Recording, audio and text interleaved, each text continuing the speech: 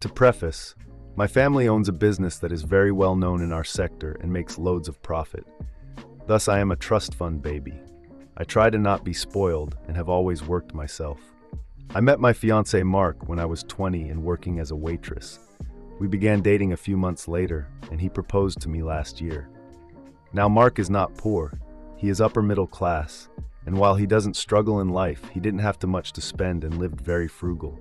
I thought he was an honest man because he always wanted to pay for his own things, reject expensive family holidays when we were still dating, and he would cook for me instead of going with me dining outside.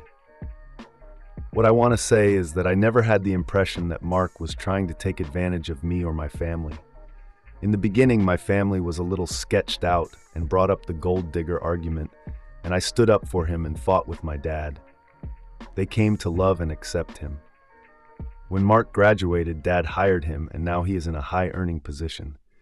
Sunday, I was supposed to work in the evening, and I was going to stay with my sister. But I got a fever and was basically just non-functioning, so I stayed home. Instead of staying in our bedroom, I made my way to the guest room that is better ventilated, has a mini fridge and its own bathroom. I didn't want to stand up at all and walk around, so I just bunkered all my stuff there and closed the door. Mark came home when I was fast asleep, and I was woken up by loud voices in our garden. I pushed the curtains a bit to the side, and Mark was there with a few friends. Just as I wanted to say hello, I noticed that they were talking about me. His friend kept laughing and calling Mark the man. Then they started laughing about me being willing to not sign a prenup. Then one of the girls that was there said something along the lines of, "Jesus, you about to make some bank, Mark."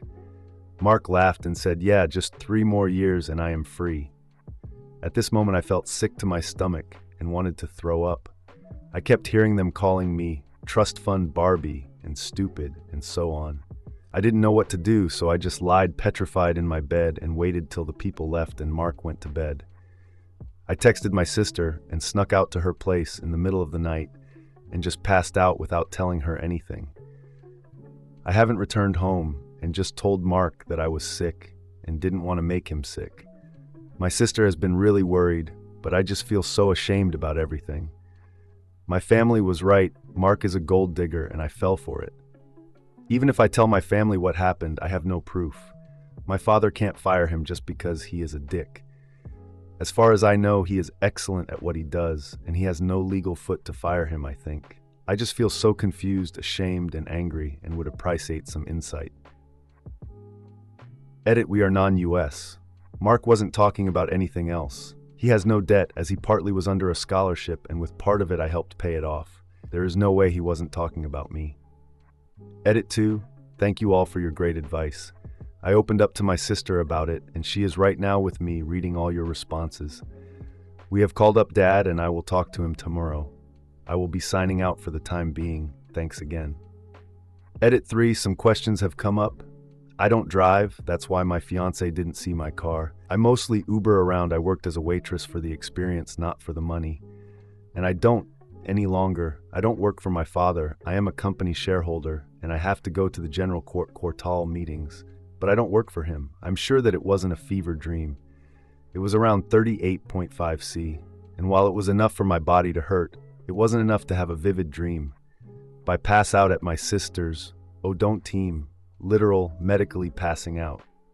Last edit, I am really tired that you guys are defending him saying that it could have been a joke. Guess what? It's not effing funny. You don't degrade and disrespect your partner for laughs. You don't go along calling them stupid, trust fund Barbie, stupid bitch, and you definitely don't make remarks yourself. I don't understand that macho bravado as many of you have called it, but I don't think that's okay, so stop with those comments. It was deeply hurtful. Update. First of all, I want to clarify some questions that came up in the OP. Mark couldn't have seen my car and known I was home because I don't have a car. I don't drive, I Uber around. Driving makes me anxious and I only do it when necessary. I don't work as a waitress anymore. I worked for the time I was in uni. Mark wasn't hired as a high exec right away. He didn't take the job from anyone. He started as a normal intern and worked his way up. They weren't joking. They have never made that kind of remarks in my presence. Also, I doubt calling me a stupid trust fund Barbie qualifies as a joke. Update, I was very tempted to play the long game and lead him on.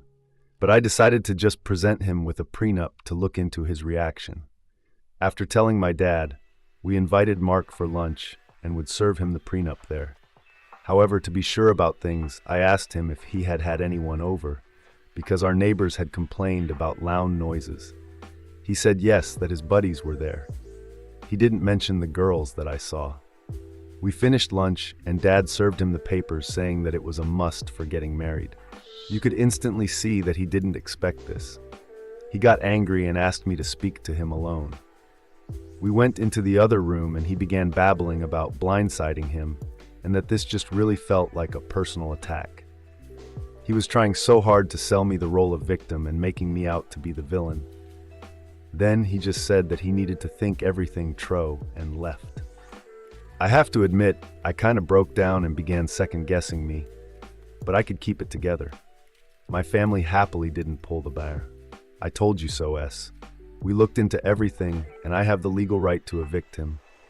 The lawyer handled everything, wrote an official eviction notice, and after a lot of talk, Dad decided to present Mark with a deal so that he would leave the company. After that was all sorted out, I decided to just simply text, as one of you suggested. Hey Mark, Trust Fund Barbie here. As you said, you would be free in 3 years. I'll do you a big favor and set you free now. Kisses. My phone completely blew up with Mark's messages after I sent that. He texted and called me so many times I had to switch off my phone. He came to my sister's place as he wanted to explain the situation. He promised that it was just a joke like a million times. I said it wasn't cutting it. They disrespected me in my own house, and I didn't want to be with someone that puts me down. In order to appear better, he pleaded her, cried, he begged me not to end things. When I wasn't budging, he got mad at me, accusing me of spying on him and ruining his life. Honestly, I decay. Then his manner changed once again to apologetic. He eventually owned up to the comment he made, still insisting that it was just a shitty joke. And then when I asked him why he didn't tell me about those random girls that appeared to know so much about me, he told me this weird story of them being cousins from one of his buddies, and that they know of me because of my Instagram shit's private, and I have like 30 followers. I stood strong, and I ended things with him. I will never know what exactly his plan was, but it's better to have things this way. We still have to sort out some financial stuff, but after that I won't ever see Mark again. Sorry for any mistakes. I'm really sleepy. Just thought it would be good to update you. Edit. Because you have to spoon-feed people every tiny bit of information, or this get written off as fake. Obviously, the lawyer didn't draft a prenup from zero in half an hour. I do have siblings, I do have cousins, and some of them are engaged married. Thus, we have already established prenups to go. Also, we didn't need a bulletproof prenup for this. I just wanted to see his reaction. Serving him with a boilerplate prenup would have served the same purpose.